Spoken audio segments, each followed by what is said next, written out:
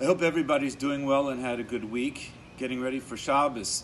This week's Seder is Parshas Korach, and it's really synonymous with the concept of machlokes, arguing, and to the point where it becomes ugly and bitter, and actually it's not really worth the fight. There is untold damage that's done. In fact, Rashi points out that machlokes, as we see in the story of Korach, was so injurious that the children also died.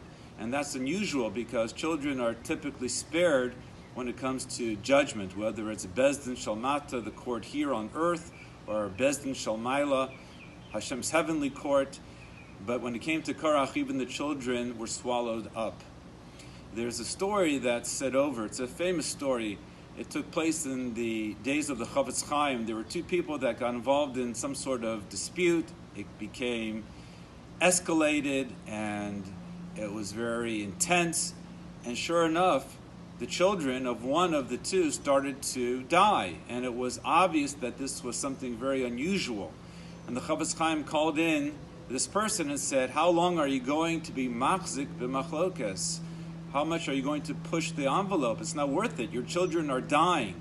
And because it wasn't about the fight anymore or the principles of the matter, it was about winning, the person said, and this is where the story we're assuming is true, he said to the Chavetz Chaim that even if he has to bury every child, he's going to win the fight. That's obviously a very painful story to say over.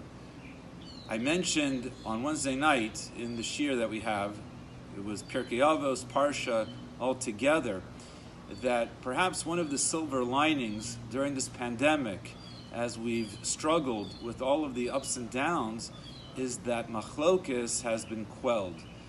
When we're dealing with something much larger than just the everyday routine of life, we start to realize what's important and what's not important. And perhaps as we've been really in the same boat, hoping for the same Yeshua, the same good news, and it's hard to find good news from day to day, but we have to keep the optimism going and realize that Hashem is watching over us, that at least we haven't been in this state of machlokes. The pettiness that typically takes over everyday life has abated. It's not worth it. We realize what's really important: staying well, being able to pay the bills, taking care of others, trying to keep our sanity, and I don't mean that tongue-in-cheek. It's really part of the challenge during these times. But hopefully, when this is all over, and God willing, there is a light at the end of the tunnel, even if sometimes it appears to fade. But hopefully we'll remember that lesson. I'd like to add just one more thought based on what's going on in the country today. Obviously it's very painful, and I'm not taking sides because that wouldn't be wise, but I think there's something that we can extract from the current events, and we can really derive a lesson from the Parsha. The Ramban says that Korach really had a gripe, had a problem with Moshe Rabbeinu going back to Midbar Sinai. But he knew at that time that any rebellion against Moshe would have been disastrous because Moshe had the height of his popularity. He brought the Torah, they had just left Mitzrayim, so no one was going to put down Moshe Rabbeinu. But after the Ched of the Meraglim, and the Gzeira, the decree that because of the spies' report, they were not going to go into Eretz Yisrael, their hopes were dashed, so now was an opportune moment to mount the rebellion. Rabbi Yerucham Levovitz Zatzal, the Mashgiach of the Mir Yeshiva, says we see from here a real insight into human nature. Moshe Rabbeinu didn't do anything. He wasn't the one who told the spies to come back with an evil report. He was hoping for the opposite. And he actually davened on behalf of Bnei Yisrael to try to rescind the Gezeira, to have the decree annulled.